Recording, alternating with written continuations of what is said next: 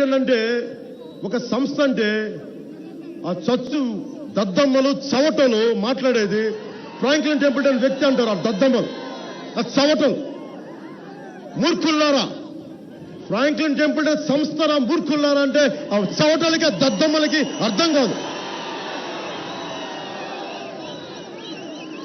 మాట్లాడతాం, మర్యాదగా ఉంటాం, అయ్యా అంటాం, బాబు అంటాం.